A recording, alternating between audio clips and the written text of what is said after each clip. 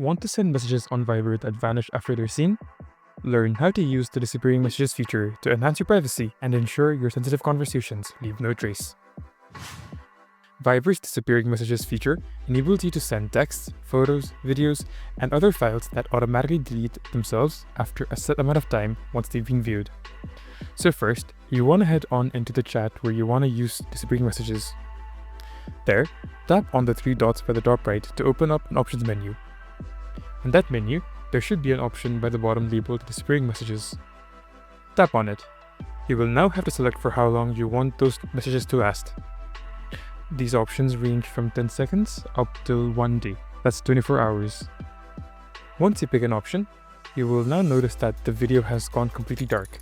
This is because recording is disabled when you have this mode turned on. But anyways, that's it. If you found this video helpful, be sure to go on and hit the like and subscribe buttons. That's a small action from you that helps make a big difference for us. And as always, feel free to comment your experience down below. See you soon! Bye bye!